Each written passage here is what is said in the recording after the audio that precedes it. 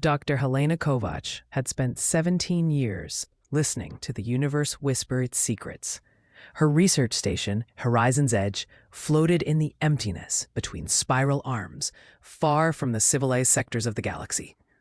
Most scientists considered this assignment a career dead end, a place where ambitious dreams went to fade into comfortable obscurity. Helena saw it differently. Out here, beyond the noise of 1,000 chattering civilizations, you could hear things that mattered. The signal came on a Tuesday, though time had little meaning this far from Earth. Helena was analyzing background radiation patterns when her AI assistant, Marcus, flagged an anomaly. Not the usual cosmic bursts or pulsar echoes, but something structured, something deliberate. Run that through the linguistic database, Helena ordered, her fingers already dancing across her workstation. And get me a directional analysis. I want to know where this came from. The signal was old, degraded by centuries of traveling through the void.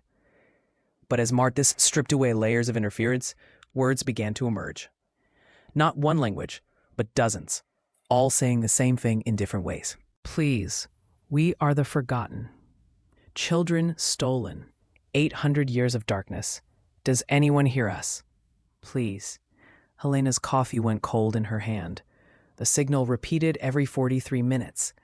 A desperate loop that had been broadcasting for longer than most civilizations had possessed radio technology.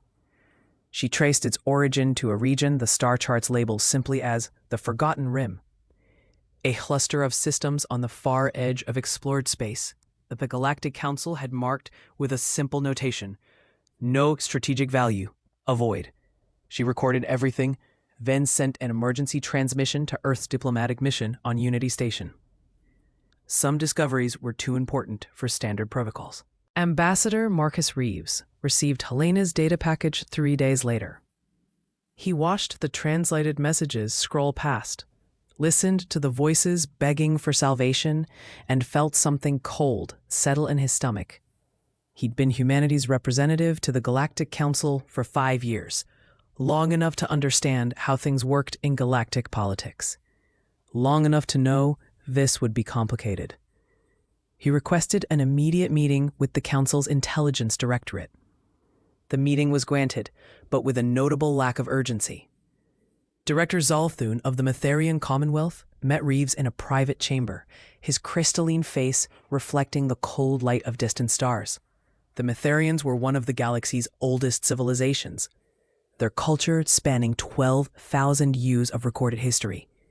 Ambassador Reeves, I assume this concerns the Forgotten Rim transmissions. Zalfin said before Reeves could even sit down. You know about them? Reeves felt his jaw tighten. How long? We detected similar broadcasts approximately 400 years ago. The Council conducted a full investigation. Zalfin's tone remained neutral, almost clinical. The situation is regrettable but stable. Stable. Reeves pulled up the translations on his datapad. Director, these are distress calls. Multiple species. They're describing systematic enslavement, forced breeding programs, and the Zathir Dominion, yes, Zalthun interrupted. An empire spanning approximately 200 star systems. Current estimates suggest 15 enslaved species, roughly 6 billion sentient beings. The Zathir conquered them between 800 and 300 years ago. Reeves stared at the director. And the Council has done nothing? We attempted intervention once, 742 years ago. Zalthun pulled up historical records, displaying a military disaster of staggering proportions. 23 Council species contributed ships. The fleet numbered 14,000 vessels. A campaign lasted 9 years. We lost 8 million personnel and achieved nothing except teaching the Zathir to fortify their borders more effectively. So you just gave up? We negotiated a treaty. The Zathir agreed to cease expansion beyond the Forgotten Rim. In exchange, we recognized their sovereignty over their territory. It was pragmatic, Ambassador. The alternative was mutual destruction. Reeves felt his hands curl into fists. Show me the treaty. For the next hour, Zalthun walked him through 7 centuries of galactic realpolitik. Economic sanctions that failed because the Zathir Empire was self-sufficient. Diplomatic protests that were ignored. Cultural exchange programs meant to gradually influence Zethir society toward more ethical governance, programs that had accomplished nothing in 400 years. The Council's current strategy could be summed up in one word: containment. Keep the Zethir in their corner of space and hope that somehow, eventually, things would improve on their own. Ambassador, I understand this troubles you, Zelthing said, his tone almost paternal. Humanity is young, idealistic. These are admirable qualities. But some problems have no solutions. Some evils are too entrenched to uproot without causing even greater suffering. The Council has learned to accept this reality. How convenient, Reed said quietly, that accepting reality means you don't have to do anything difficult. Admiral Sarah Chen stood in the command center of Fleet Base Olympus, humanity's primary military installation orbiting Mars, and studied the holographic display showing what Earth was committing to this mission. 240 ships, every major combat vessel humanity could spare, along with hospital ships, supply carriers, and stealth reconnaissance craft. It represented 90% of humanity's deep space military capability. It's not enough for a conventional assault, her chief of staff observed. Commander David Okafor was a veteran of the border wars, his tactical mind one of the sharpest in the fleet. The intelligence reports show the Zethir have over 4,000 capital ships, not counting orbital defense platforms and garrison forces. Good thing we're not planning a conventional assault. Chen pulled up a different view, showing the strategic layout of the Zethir Dominion. What's the primary weakness of any empire built on slave labor? Okafor studied the display, then smiled. Logistics. They need to constantly transport slaves, move resources, and maintain surveillance. Long supply lines, distributed forces, centralized command. Exactly. And what happens to an empire when its logistics networks fail? It starves. Okafor began to see the pattern. We're not going to attack their fleet directly. We're going to cut their legs off and watch them collapse. Chen zoomed in on specific targets. First wave hits their supply lines. Every transport, every depot, every communication relay. We blind them and starve them simultaneously. Second wave supports uprisings on the slave worlds. We don't liberate them, we help them liberate themselves. Third wave engages their military only when and where we have overwhelming tactical advantage. It's asymmetric warfare on a galactic scale, Okafor said, admiration creeping into his voice. The Council species don't think this way. No, they don't. Chen pulled up intelligence reports from Unity Station. They fight wars like sporting events, ritualized, limited objectives, negotiated settlements. They've never had to fight for survival against something that wanted to exterminate them. We have. Earth's history was written in blood and survival. Ice ages that nearly wiped out early humanity. Predators that hunted them, diseases that killed millions. Humanity had climbed from prey to apex predator through innovation, cooperation, and sheer stubborn refusal to give up. Those lessons had been carried to the stars. What about casualties? Okafor asked quietly. The Council's estimates suggest we could lose a third of the task force. Chen was silent for a moment. Every person in his fleet volunteered, David. They know what they're signing up for, and they're doing it anyway because some things are worth dying for. The question isn't whether we'll lose people. The question is whether their sacrifice will matter. She turned to face her chief of staff directly. 700 years ago, the Council tried to free these slaves and failed. They had more ships, more resources, more experience, and they failed because they fought the enemy's fight on the enemy's terms. We're going to fight our fight on our terms, and we're going to win. 3 weeks later, Task Force Liberation assembled in the void beyond Pluto's orbit. 240 human warships, along with support vessels, medical frigates, and enough supplies to sustain operations for 2 years. It was the largest military deployment in human history, and it was about to vanish. Admiral Chen stood on the bridge of her flagship, the UESS Determination, and watched as the fleet made final preparations. Every ship had been retrofitted with the latest stealth technology, adapted from submarine warfare tactics that humanity had perfected centuries ago. They wouldn't be invisible, but they'd be hard to track, harder to target. All ships report ready, Admiral, her communications officer announced. We're receiving good luck messages from Unity Station. From the Council? No, ma'am. From individual representatives. Ambassador Thelm of the Verosian Collective sent a private message. He says, "Some of us wish we had your courage. Come back alive, and perhaps you'll teach us how to find our own." Chen allowed herself the slight smile. "Tell the fleet to prepare for quantum full jump. First wave targets are locked in. Operation Broken Chains is go." Across the fleet, human crews made last checks, said quiet prayers, and prepared to do what the Galactic Council had deemed impossible. They didn't consider themselves heroes. They were just people who'd heard voices crying in the darkness and decided that was unacceptable. In the slave pens of the Zathir Dominion, 6 billion beings went about their daily suffering, unaware that help was finally coming. Not the gradual, careful intervention of civilized council species, not diplomatic negotiations or economic pressure. Something far more dangerous was approaching. Something the galaxy hadn't seen before and didn't know how to categorize.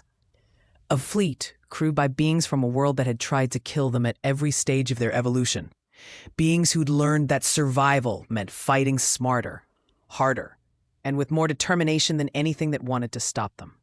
The Zathir Dominion had stood for 800 years, built on the broken backs of conquered species. It had weathered the Council's intervention and emerged stronger. Its leaders believed themselves invincible, their empire eternal. They were about to learn what happens when apex predators decide something is worth hunting. The Ghost Fleet folded space and vanished, leaving only the faint echo of quantum distortions in their wake. The Council's monitoring stations noted their departure, logged it in their databases, and prepared to document what they assumed would be humanity's noble failure. They were wrong about that too. On the slave world of Korath 5, Vextal had been born in chains, as had her parents and their parents before them. Hope was a concept she'd learned about from forbidden histories, passed down in whispers from elder slaves who remembered the brief, shining moment 7 centuries ago when the Council had tried to free them. That hope had died when the Council retreated. The Zathir punishments for that grief uprising had been so severe that speaking of freedom became tantamount to suicide. Vextal had learned to keep her head down, to survive, to protect her children as best she could in a world designed to break spirits as efficiently as it exploited bodies. Then the broadcast started. Every Zathir communications device suddenly tarried a message in her language, in everyone's language. A human face appeared, speaking with quiet intensity. "Enslaved peoples of the Zathir Dominion, my name is Commander Maria Santos. I'm part of Task Force Liberation from Earth. We've come to free you. This is not a raid. This is not temporary. We are dismantling the Dominion system by system, and we will not stop until every being in chains is free." Vextal thought it was a trick, some new Zathir cruelty designed to identify dissidents. But then the second part of the broadcast played, footage from orbital station Theta 7, showing human soldiers destroying Zathir forces with terrifying efficiency. Footage from 3 other slave worlds, where uprising Vrest successfully overthrown their garrisons with human support. "We need your help," Commander Santos continued. "Resist where you can. Sabotage their infrastructure. Protect each other.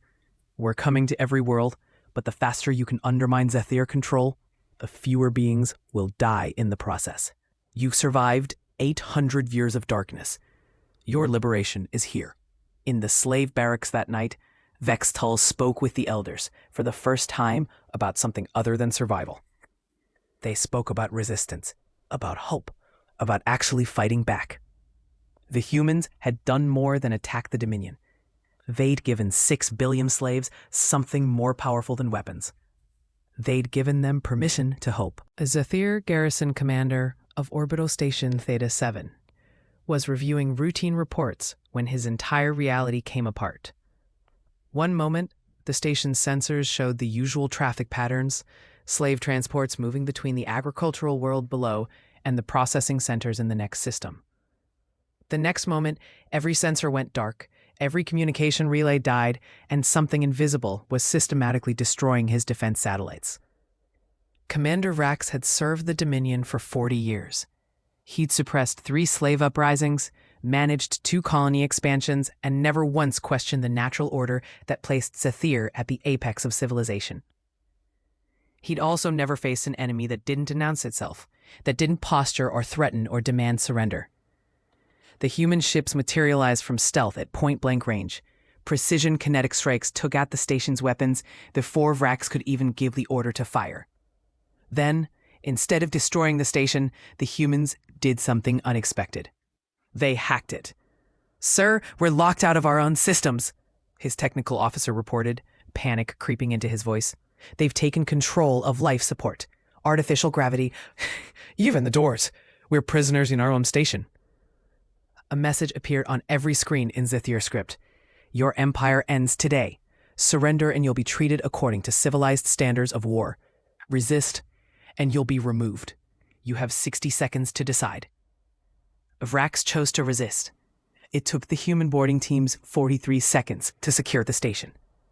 Zephyr warriors who terrorized slaves for generations found themselves facing soldiers from a death world, beings whose reflexes were faster, whose tactics were unpredictable, whose equipment was designed for precision rather than intimidation.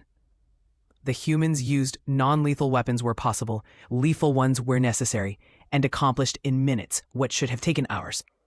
Then they did something that shocked Vrax more than the attack itself. They broadcast footage of the station's slave processing center to every corner of Zephyr space. The galaxy would see what the Dominion really was. The transmission from Helena Kovac was released to Earth's public networks within 24 hours of Reeves' meeting with Zalthun. The decision to make it public came from the diplomatic corps itself, a deliberate choice to ensure humanity's response couldn't be controlled by closed-door negotiations. The reaction was immediate and volcanic. In Mumbai, 2 million people marched through the streets, carrying signs in 30 different languages, all demanding action. In Lagos, religious leaders from every major faith held a joint service, their message unified. Evil unchallenged is evil endorsed. In Sao Paulo, the children's hospitals organized a donation drive, collecting medical supplies for the beings we're going to free. Earth's social networks exploded with debate, but the divisions weren't what the council might have expected. The arguments weren't about whether to act, but how. Military analysts proposed strategies. Logistics experts calculated supply chains. Xenolinguists volunteered to help communicate with free populations. The question humanity asked itself wasn't should we help these strangers, but how do we help them most effectively? The United Earth Assembly convened an emergency session. The debate lasted 5 days, broadcast live to every corner of the planet and its colonies. Representatives spoke passionately about moral duty, about the risks, about Earth's limited resources, and the possibility of failure. They played Helena's recording again and again, ensuring that every decision-maker heard the voices crying out from the darkness. One moment crystallized the debate. Representative Amara Okonkwo from the West African Union stood at the podium, her voice steady. "My ancestors were enslaved.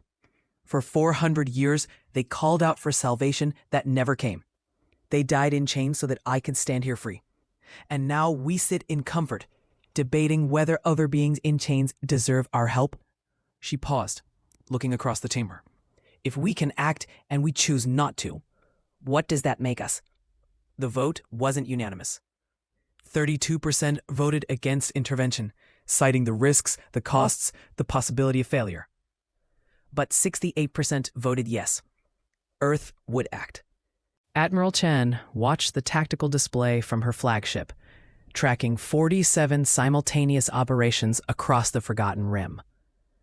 The Zephyr military, built around massive capital ships and overwhelming firepower, kept trying to engage the human fleet in direct combat.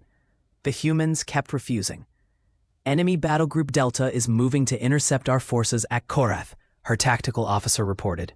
32 capital ships, full escort screen. "Execute Maneuver 17, Chen ordered calmly. "Let them chase ghosts." Human ships that the Zephyr scanners painted as vulnerable transports suddenly activated countermeasures and vanished into quantum fold space. The Zephyr fleet found itself charging into a minefield they hadn't known existed. Smart weapons that had been deployed weeks ago and lay dormant until activated by remote signal. 17 Zathir capital ships died in the first 60 seconds. The rest scattered, trying to regroup, only to find human strike craft emerging from asteroid fields and debris clouds, hitting their engines and weapons before folding out again. It was asymmetric warfare elevated to an art form. Every battle was fought on human terms, in locations of human choosing, with engagement times measured in minutes before the human forces disengaged and vanished. The Zathir kept losing ships without ever landing a solid blow.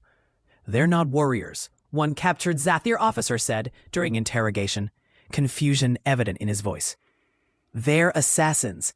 They don't fight with honor." The human interrogator, a woman named Lieutenant Park, had smiled coldly. "Honor is what you talk about when you're strong enough to indulge in fairness. We're here to win, not to impress you." But the human strategy went deeper than just military strikes. While the Zathir military chased the Ghost Fleet, human special forces teams were on every major slave world, making contact with resistance movements that had survived for centuries in the shadows. They brought weapons, communication equipment, technical advisors, and something the Council had never thought to provide: cultural liaisons, who understood that freedom meant different things to different species. Dr. James Oluwande, a xenoanthropologist from Lagos, found himself on Talmar 3, working with a species called Bikes, whose entire social structure had been shattered by 8 generations of slavery. "We can't just free them and walk away," he reported back to Fleet Command. "They need help remembering how to be a society, not just labor units." The human approach was comprehensive. Military strikes to break Zathir power, support for local uprisings to ensure the freed populations had agency in their own liberation, and planning for the aftermath, the long work of rebuilding civilizations that had been deliberately broken. It was expensive, complex, and absolutely necessary, because humanity had learned from its own history that liberation without reconstruction just created new problems. Supreme Commander Zalvex of the Zephyr Dominion stared at the strategic display in his command center on Zephyr Prime and tried to understand how his empire was collapsing. In 40 days, the humans had freed 18 slave worlds. They'd destroyed or captured over 800 Zephyr ships. They'd turned the Dominion's communication networks against it, broadcasting evidence of Zephyr atrocities to the entire galaxy. But more terrifying than the military defeats was the psychological warfare. Human broadcasts didn't just target slaves. They targeted Zephyr civilians, showing them what their empire was really built on.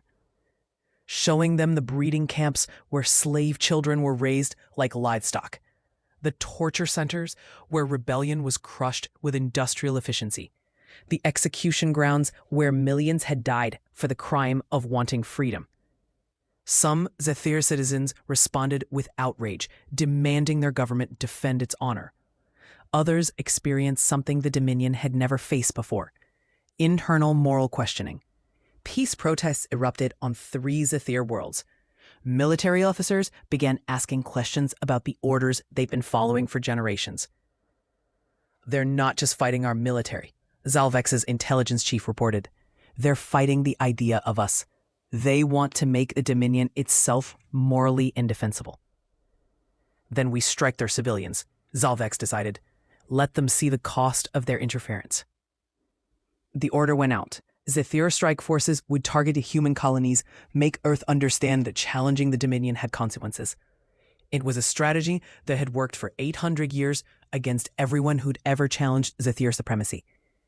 It failed completely against humanity. The Zephyr strike force assigned to hit Earth's colony on Proxima Centauri Sitir Bri folded into the system, expecting minimal resistance. What they found instead was a coordinated defense that seemed to anticipate their every move. Human defense platforms that had appeared to be civilian infrastructure suddenly revealed military-grade weapons. Civilian ships deployed enough firepower to gut 3 Zephyr cruisers before the battle was 60 seconds old. They militarized everything, the Zephyr Task Force commander reported in his final transmission. "There's no distinction between military and civilian resources. The entire colony is a weapon system." That was the moment Zalvex understood what they were really facing. Not a military that fought fail, not a civilization that separated warrior and civilian, but an entire species that approached war as a survival imperative. Earth hadn't just set their military. They'd put their entire civilization on a war footing, and every human was a potential combatant. It was a level of total commitment that the Zephyr, for all their military prowess, couldn't match, because when push came to shove, Zephyr warriors were fighting for empire, for glory, for the perpetuation of their way of life. Humans were fighting because they'd heard voices crying in the darkness and decided that was unacceptable. Day 63 of Operation Broken Chains saw the liberation of Vextal's world, Korath 5. Admiral Chen had personally overseen the operation, knowing that this world held symbolic importance. It was one of the first planets conjured by the Zephyr, its population enslaved for the full 800 years. The Zephyr garrison commander, learning from previous defeats, had fortified defensive positions and taken civilian hostages. He broadcast a message to the approaching human fleet. "Withdraw or we execute 1,000 slaves every hour." Chen's response was cold and precise. "You have 10 minutes to release those hostages and surrender. After that, we consider you enemy combatants using civilians as shields, and we will respond accordingly." "You won't risk hitting your own people," the garrison commander sneered. "You humans are soft. That's why you'll lose." Chen cut the transmission and nodded to her tactical officer. "Execute Precision Protocol 7. What happened next became the stuff of legend across the Threed worlds. Human snipers, using weapons that made no sound and left no visible trace, eliminated every Zephyr soldier holding a hostage in under 30 seconds. Simultaneously, human special forces breached the garrison compound from 16 different entry points, their movements coordinated with machine precision. The entire operation, from first shot to full garrison neutral invasion, took 4 minutes and 18 seconds. Not a single hostage was harmed. Vextal, who'd been among those hostages, watched in stunned disbelief as a human soldier cut through her restraints and offered her water. The soldier was young, maybe the equivalent of Vextal's own daughter in years, with dark skin and kind eyes. "You're safe now," the soldier said, in perfect translation. "My name is Private Amara Johnson. We're here to help you rebuild." Vextal had survived 800 years of Zephyr brutality by learning not to feel, not to hope, not to trust. But something in that young human's eyes broke through centuries of conditioning. "Why?" Vextal whispered. "You're not our kin. You owe us nothing. Why would you die for strangers?" Private Johnson smiled. "Because my ancestors were once enslaved too. Because I can help, so I must. Because if not us, then who? And if not now, then when?" Across Korath 5, similar scenes played out. Human forces helping freed slaves establish provisional governments. Human engineers repairing infrastructure the Zephyr had deliberately kept minimal. Human doctors treating injuries and illnesses that had been ignored for generations. And everywhere, the question, why? The answer was always some variation of the same theme. Because it's right. Because we can. Because someone has to. Concepts so simple, so fundamental, that they seemed alien to a galaxy that had learned to calculate the cost of everything and determined that justice was too expensive. Day 97 of Operation Broken Chains brought Task Force Liberation to Zephyr Prime itself, the ancient homeworld of the Dominion. Every other slave world had been freed. Every Zephyr military asset outside the home system had been destroyed or captured. What remained was the final stronghold, the planet where it all began. Admiral Chen stood on the bridge of the Determination, studying the defenses. Zephyr Prime was ringed with orbital fortresses, minefields, defense platforms, and the remnants of the Dominion fleet, roughly 900 ships that had retreated to defend their homeworld. It was the most heavily defended planet in known space. "They're hailing us," the communications officer reported.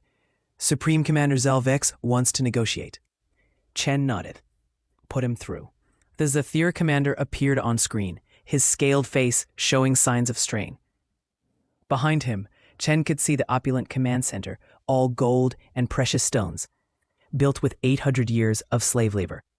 "Admiral Chen," Zalvex began, his tone attempting diplomacy. You've made your point.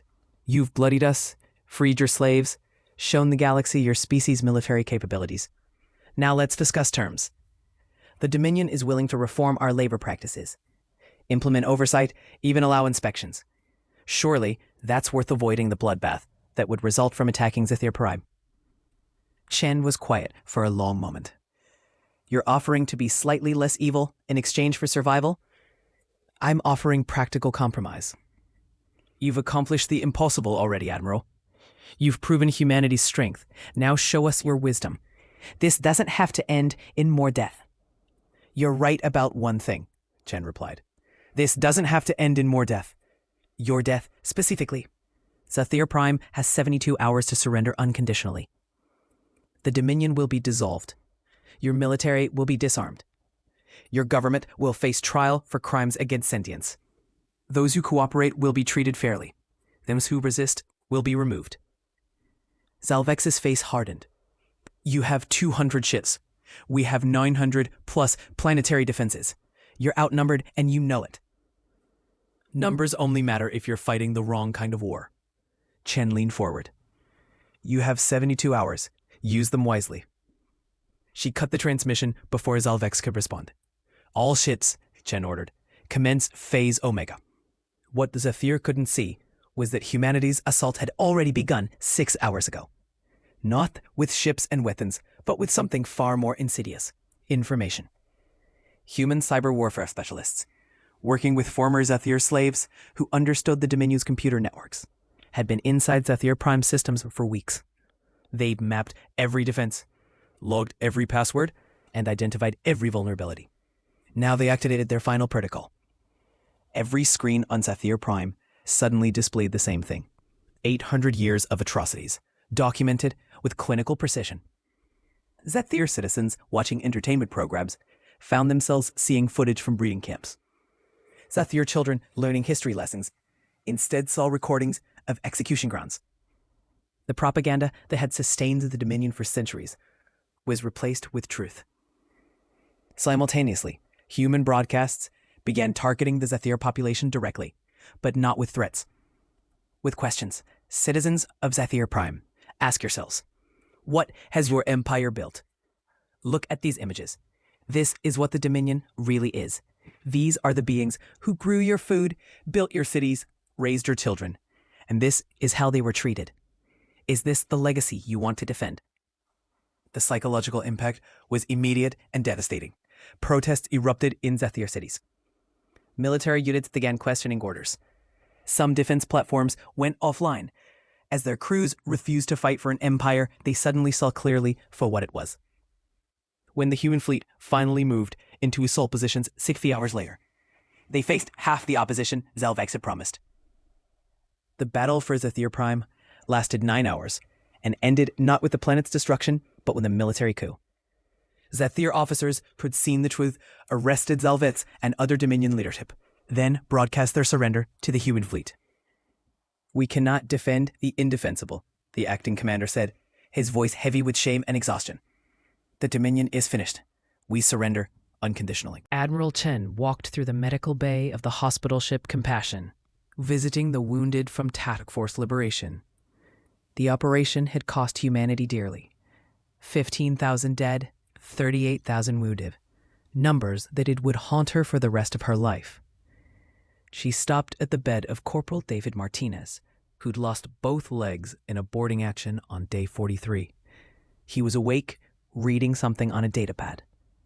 Corporal, Chen said quietly, how are you feeling? Martinez looked up and immediately tried to salute from his hospital bed. Chen waved him down.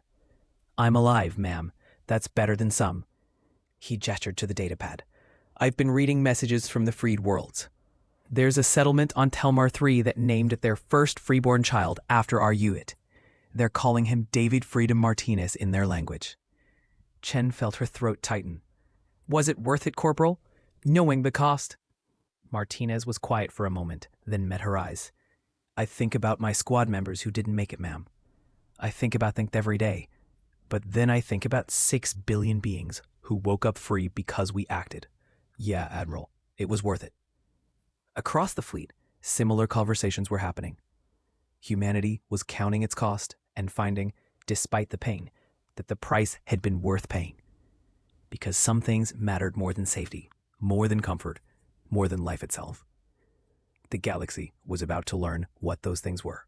The emergency session of the Galactic Council was the most heavily attended in recorded history. Every member species sent not just their ambassadors, but their highest leadership. They'd watched humanity dismantle an 800-year-old empire in 3 months. Now they needed to understand what it meant. Ambassador Marcus Reeves stood in the Grand Assembly Chamber, flanked by Admiral Chen and Dr. Oluwande. Behind them, holographic displays showed the liberated worlds, the documented evidence of Zathir atrocities and the human casualties. Director Zalthun of the Mytharian Commonwealth spoke first, his crystalline voice carrying across the chamber. Ambassador Reeves, what you've accomplished is unprecedented, but you must understand our concern. You've shown the entire galaxy that sufficient military force can achieve any objective. You've undermined 7 centuries of diplomatic progress. Have we? Reeks corrected quietly. Director, with respect, we didn't undermine diplomatic progress. We exposed its failure. For 800 years, the Council knew about the Zathir Dominion. You had the evidence, the resources, the moral authority to act. You chose not to because it was difficult, because it would cost lives, because it was easier to call slavery stable than to call it what it really was, evil you were comfortable ignoring. The chamber erupted in protest. Multiple species tried to speak at once, creating a cacophony that took several minutes to resolve. When order was restored, Ambassador Thelm of the Verosian Collective stood. Ambassador Reeves, you oversimplify a complex situation. The previous intervention cost 8 million lives and achieved nothing. What made you think you could succeed where we failed? Admiral Chen stepped forward. Because we fought a different war. You tried to fight the Zathir on their terms, matching fleet against fleet, accepting the rules of engagement they were designed to win. We refused. We struck their logistics, supported internal resistance, turned their own infrastructure against them, and never gave them the conventional battle they wanted. Asymmetric warfare, Thelm said, distaste evident in his tone. Tactics the Council has deemed dishonorable. Tactics that work, Chen replied flatly. Director Zalthun is right about one thing. We did show the galaxy that military force can achieve objectives. But that's not the lesson we want you to learn. Dr. Oluwande pulled up new images on the holographic displays. Not battles or statistics, but faces. Former slaves smiling. Children playing in streets that had once been work camps. Beings taking their first steps as free citizens. This is the lesson, Oluwande said, his voice carrying the weight of conviction.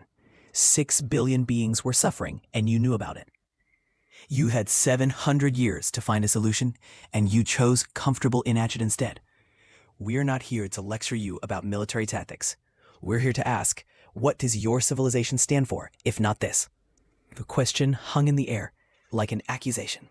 Several council representatives shifted uncomfortably. Ambassador Reeves continued, his tone softening slightly. We understand why you made the choices you did. Most council species evolved on worlds that were kind to you. Cooperation came naturally. War was ritualized, limited. The idea of existential conflict, of total commitment to a cause, it's foreign to you. But Earth tried to kill us at every stage of our evolution. We learned that threats don't go away as you ignore them. That evil unchallenged only grows stronger. That sometimes the moral choice and the hard choice are the same choice. So what now? Zalthun asked, and there was genuine uncertainty in his voice. You've proven your point. What does humanity want from this council? Chen stepped forward again.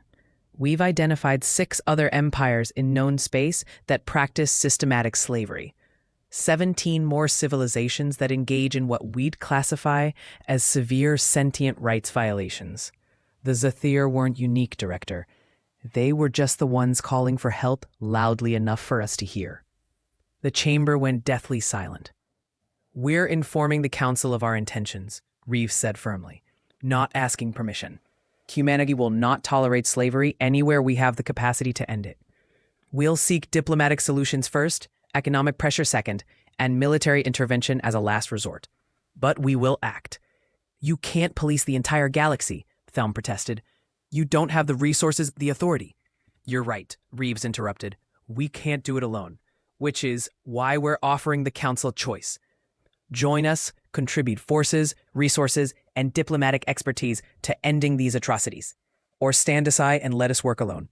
Those are your options. And if we try to stop you, another ambassador asked. Admiral Chen's expression went cold. Then you become part of the problem we need to solve. But I don't think you will. I think most Council species are decent at their core. You just forgot what decency requires when it becomes difficult. We're here to remind you. 3 months after the fall of Zethir Prime, Vextal stood in what had once been the central processing center of Korath 5, the building where she'd been cataloged as Slave Unit KR 5887432 was being converted into a school. Human engineers worked alongside freed Kess, teaching them not just how to repair the building, but how to maintain it themselves. A human woman approached, someone Vextal had come to know well, Dr. Sarah Kimani, an educator from Nairobi who'd volunteered to help establish Korath 5's first free education system.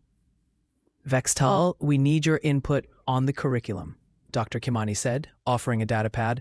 We're designing the history courses. The children need to learn what happened, but we also need to help them build a future that's not defined by the past. Vextal looked at the datapad, seeing lesson plans that would teach Kess children their true history.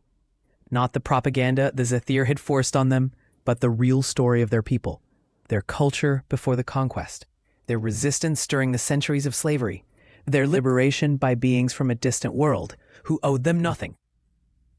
Why do you stay? Vextal asked, not for the first time.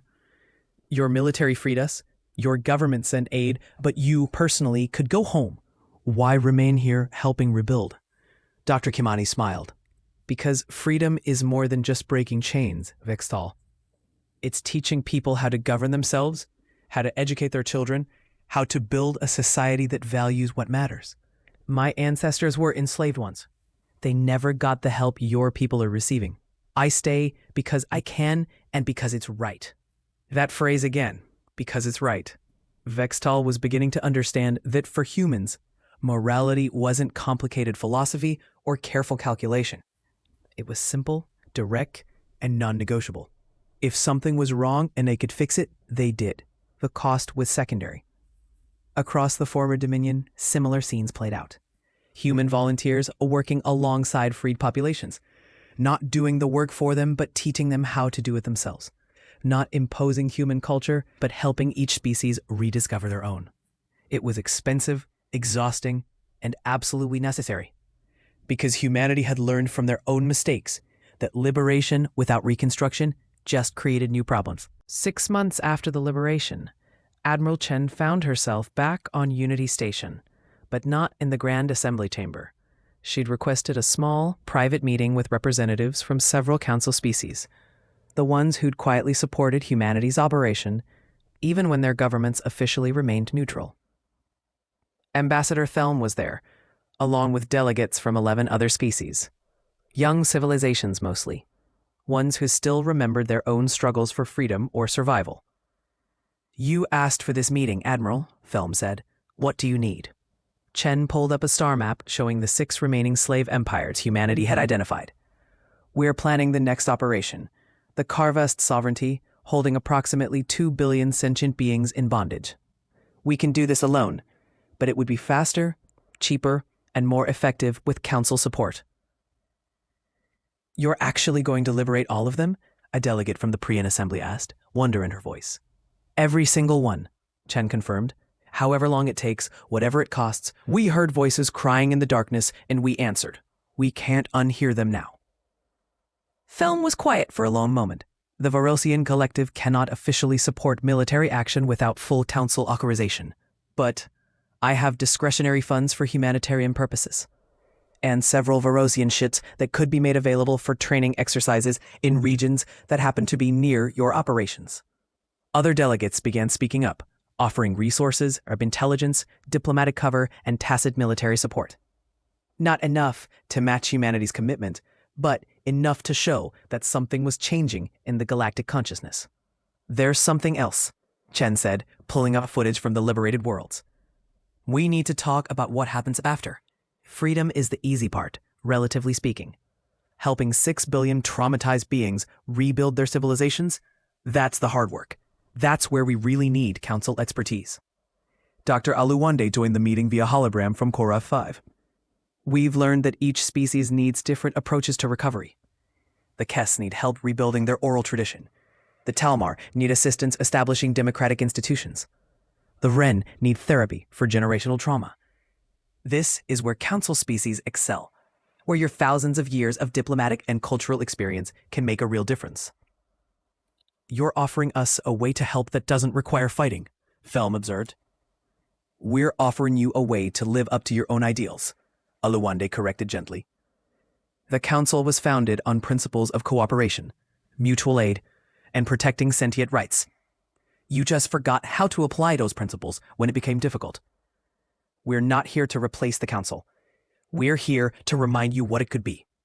1 year after the first distress signal was detected, Dr. Helena Kovac stood on the observation deck of Horizon's Edge, watching a convoy of ships pass by, transport vessels carrying supplies to the liberated worlds, hospital ships staffed by volunteers from 14 species, educational vessels filled with teachers ready to help rebuild shattered cultures. Her discovery had changed everything, not just for the freed slaves, but for the entire galactic community. The Council was slowly, reluctantly, beginning to embrace a more active role in preventing atrocities. 3 Council species had committed forces to humanity's next liberation operation. 17 more had pledged humanitarian support. It wasn't enough, not yet, but it was a beginning. Her communication console chimed. A message from Admiral Chen marked urgent. Helena opened it, curious. "Dr. Kovac, we've detected another distress signal. Different vector, different language, but the same desperate message. Slaves calling for help. We're assembling a task force now. Thought you'd want to know that your discovery keeps saving lives." Chen out. Helena felt tears sting her eyes. How many more distress signals were out there, broadcasting into the void? How many billions of beings were still waiting for salvation that the galaxy had decided was too expensive to provide? But now they had an answer. Humanity had heard them, and humanity was coming. Not because it was easy, not because it was profitable, not because it served some grand strategic interest. Because it was right, because they could, because someone had to. The galaxy was learning that Earth hadn't joined the Galactic Council to be another voice in comfortable debates. They joined it to be the conscience the Council had forgotten it needed. To be the reminder that civilization meant nothing if it couldn't protect the vulnerable, even when protection was hard. 10 years after the liberation of the Zethir Dominion, the Galactic Council held a ceremony on Unity Station. They were unveiling a memorial to the freed beings and the humans who died liberating them. Ambassador Reeves attended, now old enough to feel the weight of history in his bones. The memorial was beautiful, a crystalline structure that caught light from Unity Station's artificial sun and split it into rainbows. Inscribed on its base in every language of every freed species was a simple message. Here we remember those who heard voices crying in the darkness and answered. They proved that evil unchallenged will eventually face the unyielding. They showed us that the measure of civilization is not its comfort, but its courage. Director Zalfoon, also older now, stood beside Reeves. The Mytharian's crystalline face had lost some of its luster, aged by the weight of lessons learned too late. "We should have acted centuries ago," Zalfoon said quietly. "We told ourselves it was impossible. We convinced ourselves that accepting evil was wisdom. Humanity showed us it was cowardice." "You're acting now," Reeves replied. "That matters too." It was true. The Council had committed forces to 6 elimination operations over the past decade. 17 species now contributed to reconstruction efforts. The galaxy was slowly, painfully, learning to live up to its own ideals.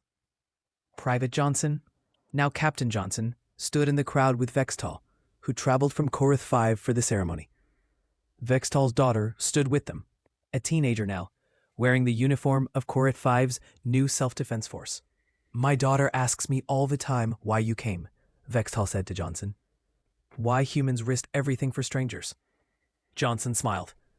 "What do you tell her?" "I tell her that some species measure the cost of action. Others measure the cost of inaction. Humans are the second kind. You taught us that freedom isn't free, but slavery costs more. You taught us that hope isn't foolish, it's necessary. You taught us what it means to be truly civilized."